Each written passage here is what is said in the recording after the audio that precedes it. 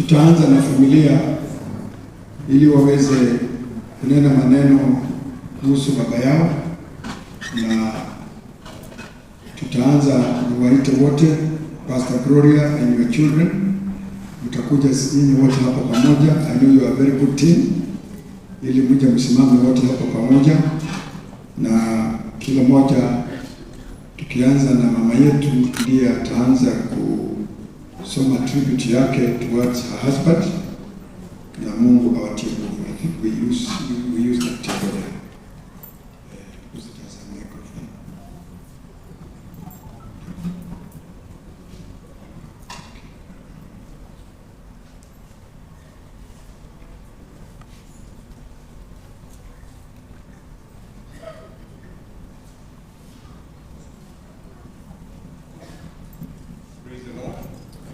Praise the Lord.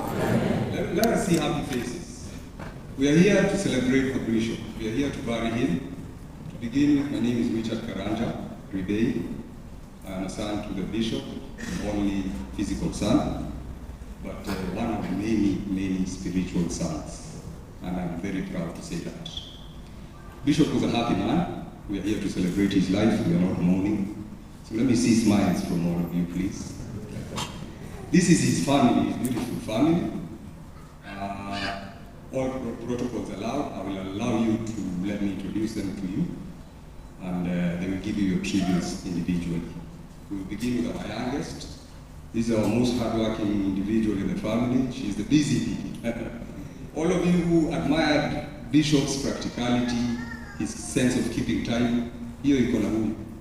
Anaitwa Lilian. Naomba ampatie tribute.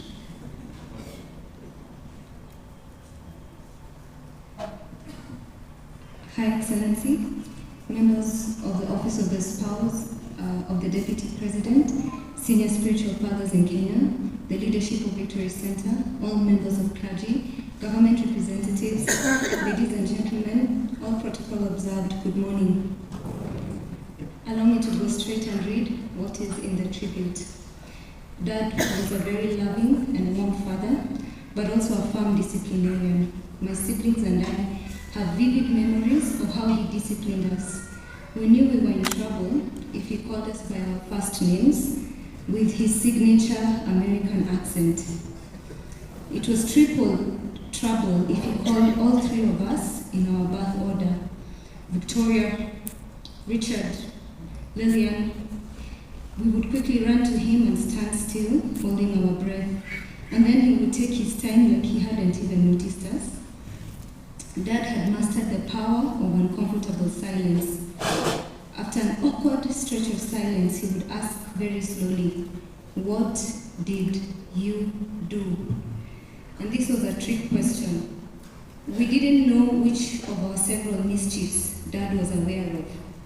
And we were afraid to confess, because we might spill the beans about a mischief he didn't know about. Dad never disciplined us from a place of emotion or anger. He would take the time to explain what we did wrong and why it was wrong. Then he would leave his bedroom and give us ample time to select the belt that would do the job. You should have seen us testing the belts in the air. Should it be thin or thick, narrow or wide, and he would be away for an unknown amount of time, maybe watching news or even entertaining guests. Finally, we would hear him climbing up the stairs, and he would be whistling. And Dad was a pitch-perfect whistler. I regret that when I was recording his conversations, I didn't record him whistling. That's one thing I miss. He came up slowly, and the whistling got louder and louder, and the tears are pricking your eyes, and you're lying on the bed waiting for him. Fast forward, one thing Dad never failed to do after that assignment with the belt, he never failed to look us in the eye and tell us, "I love you." Apart from being my father, I also recognized the calling over his life. I honored Dad as a man of God, and with time, I learned how to tap into the graces of his life intentionally. There are many batons I covered from my dad's life, but one of them is his genuine love for people. And I want to say that as I stand here, I have felt the love from every one of you. And if you see me shed a tear, it's not because of sorrow, it's because I have felt the love of God through every one of you. I have felt the love of a father through the spiritual fathers. Thank you, fathers. I have felt the love of a mother through the wife of our deputy president. I can feel the love of God through every one of you, and I thank you. I knew my dad loved people, but I only came to learn very recently how personal his love was and how God's Spirit would prompt him to show up in people's lives at specific trying seasons. He wouldn't be in a hurry. He would take the time to just be with people, walk with them, love them, and encourage them. The scripture that has been ringing in my heart over the last 4 weeks when we were taking care of Dad in hospital is the whole of Hebrews chapter 11. Verse 2 particularly says that by faith the elders received a good testimony. I never knew the weight of this verse until I lost Dad, and I asked myself, what is the sum of Dad's life? The theme for this year in my church, the church I attend, is Let Us Arise and Rebuild. And borrowing from my dad's legacy, I now know what I am building. I am building a good testimony with the elders. God bless you.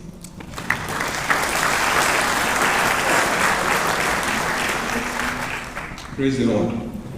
All of you who knew Bishop personally, who engaged with him, you know he was a very good encourager. If you were down, if you were downcast, he was always a very good person. You could either go to see in person or pick up your phone, and you knew if you would speak to him, you would receive a genuine word of encouragement. I know you know that, right? Now, my sister Vicky, she's my elder sister. She's the one who received that gift of encouragement. So if you feel down and you miss the bishop and you want some encouragement, I encourage you to pick up your phone and call my elder sister. I welcome her to come and give her to you. Thank you, Richard. All protocols observed. In the interest of time, I will go straight into my tribute to my father.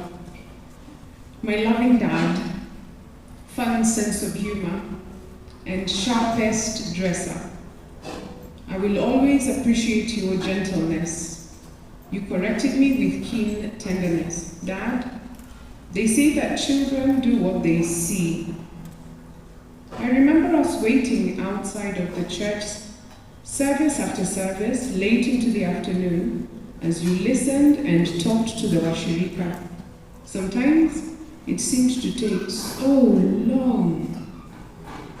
You diligently took the time to uplift and encourage them on their individual issues. You taught and you encouraged. This is the baton that I want to take up from you as I continue with this race. I will miss you so much. Your stories. I wish I had written them all down. The boundless energy that you would bring with you to all gatherings.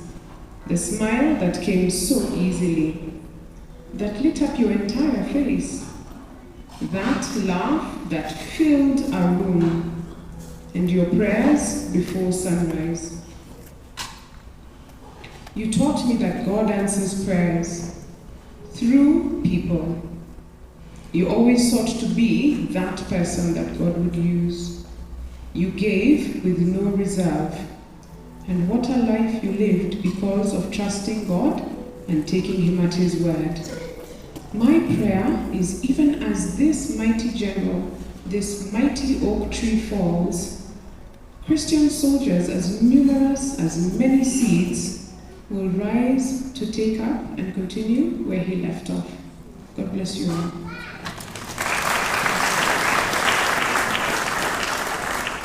Praise the Lord.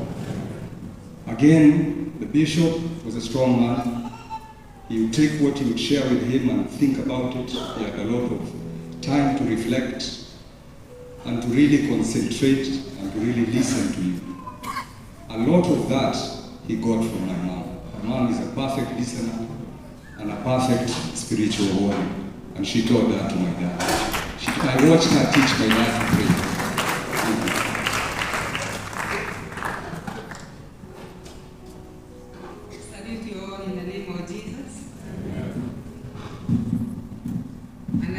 you for being our pillars in our moment of challenge.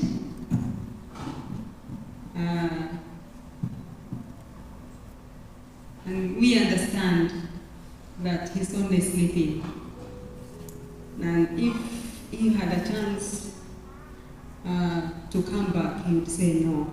So we are content and we thank God. Now, my name is Gloria, as you have heard. A name that I had to acquire after they called me Ida for a long time. And when I was fighting spiritual warfare, I could find that I have many shortfalls and the enemy is using those shortfalls. And then as I sought the Lord, he helped me to know that even a name, the name we carry, can alter our characters contrary to the gospel. And I asked him to give me a name, and he gave me the name Gloria. Name Gloria means glory to God. And that's what I want to do the rest of my life for his glory. Amen. Because he alone is worthy. I want to say a few things about how I met my husband. I was a teacher at Nakuru, and there was a fellow teacher who joined me, and we was, in those days, I think we loved the Lord more than we do now. And we would share together and talk, and his name is Festus Mwakoma, and he would say, if I was ready to marry, I would marry you, but I'm not ready. So I'll introduce you my friend. His name is Karanja. He's a preacher of the gospel. I'll introduce you to him so you can marry him. And I would tell him, I'm not even ready to get married, so it's neither you nor him. I want to serve the Lord a little longer. And after some time, the Lord spoke to me. Maybe you have seen that in the small book. And he said, I want you to begin to pray because I want to bless you. And I kept praying. I was praying in the Spirit. Because I don't know what is this that God wants to give me. Maybe he wants me to go to university. I wanted to go to the university. And then after praying for some 3 or 4 days, praying in the Spirit, very earnestly, after school was half day, those days. Then I asked him, Lord, what do you want to bless me with? He said, I want to give you a husband. And I was shocked because I didn't have friends that I could say, baby, so and so, or so and so.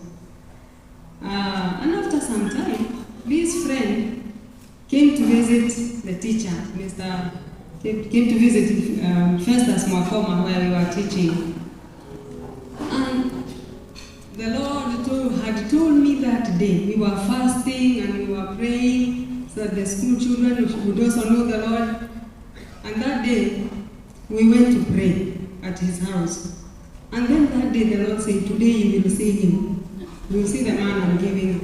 And I was thinking, maybe he's going crazy or something. And he told me, before that sun sets, you will see him. And sure enough, the friend came because Philip will seek his friends wherever they are. He will seek his friends, no matter how far. He will go to any length to keep friendship alive. And so that day, when he came to visit Festus, and Festus had gone out for a while. When he came back, he was holding Philip in his shoulder. And the Lord said, this is the man. He said that to me, this is the man I'm giving you to be your husband. And the rest is history. Let me tell you, this man in my life has been a blessing I cannot describe. Because he has taught me, it's like he raised me. I was hot-tempered, I don't know how to describe the before, and what effort and in much love he has put to improve me. One of the things that used to bother me a lot about him is his generosity. because Philip was so generous, he would even borrow to give someone in need. And then it doesn't matter what it was at hand. I remember he would sometimes give away my clothes, because the one he wants to bless is a lady, so he cannot bless that lady with his clothes. So he would take mine. And there was one particular one he gave, and I tried to retrieve it. And that lady said, you go and buy another one like it. But you see, it was so rare because it was from US. It was just like, it was so part of me, I still remember it. And then he told me, when he married me, he told me, I will not be teachers for long because I have a call of God in my life. So get ready to be married to a full-time preacher. And I said, that's fine. If it's to the Lord, if the Lord has spoken, that's good enough.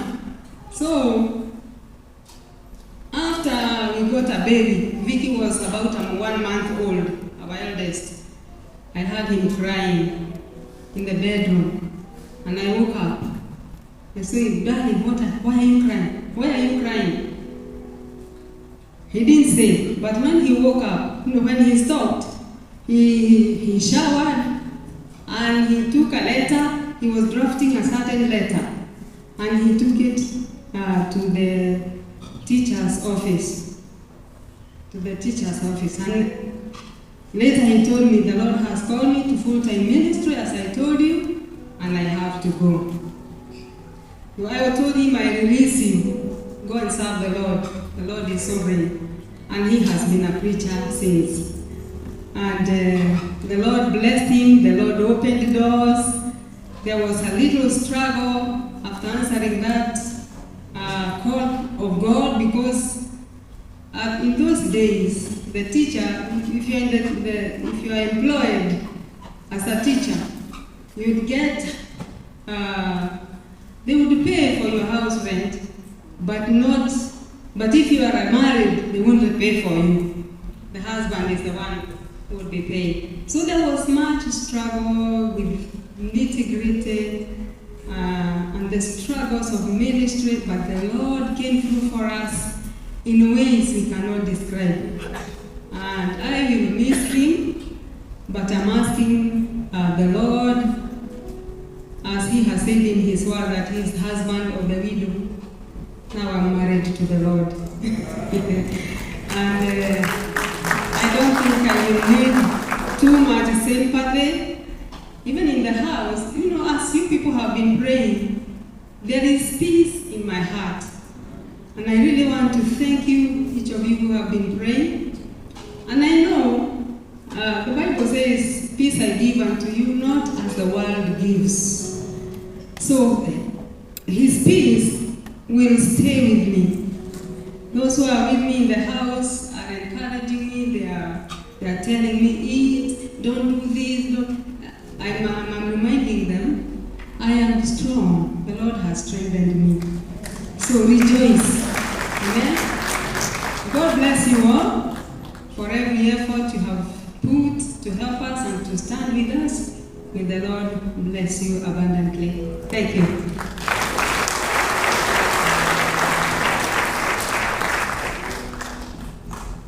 We thank Mama very much. You can hear Bishop is well represented. Anawacha familia mzuri, hajawacha familia mzuri. Kazi itaendelea, haitaendelea. Tunaomba maombi. We need your prayers. The Bishop left. We are here to celebrate him. And MC will allow me to break protocol a little, please. There's a few things I need to clear because he has left us as much as we are here. We have to speak a few truths. Gospel fathers, you are here. He was among you. He's a giant like you are. You are both with him. You know the troubles you have been through.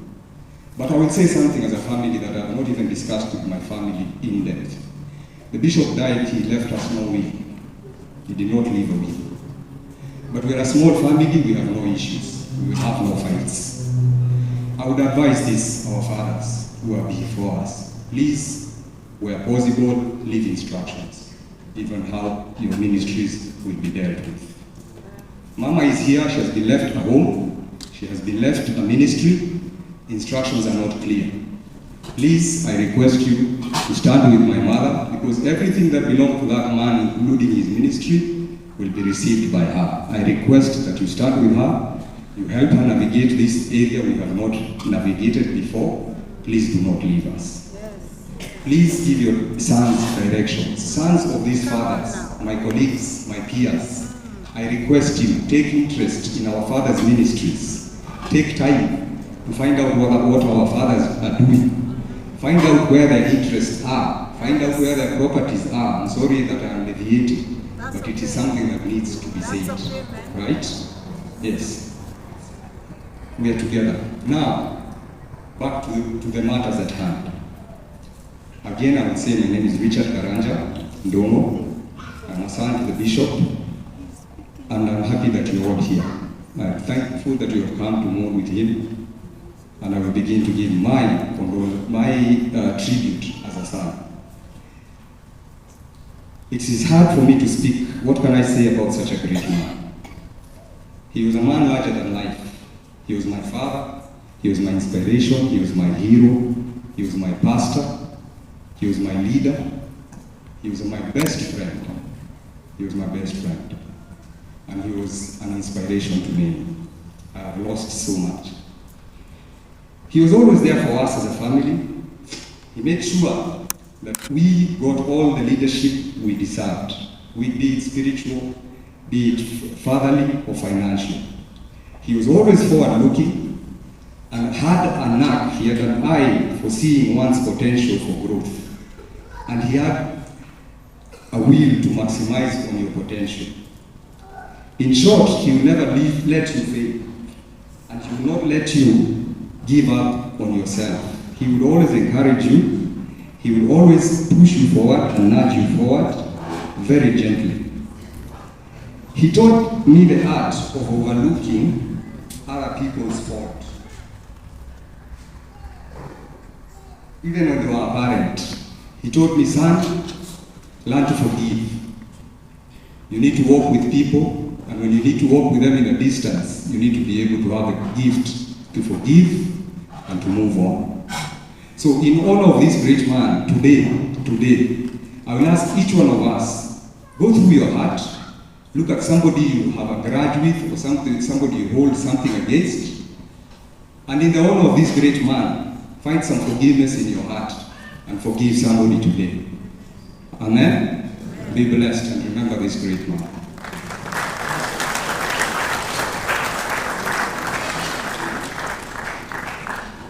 Thank you so much, family members.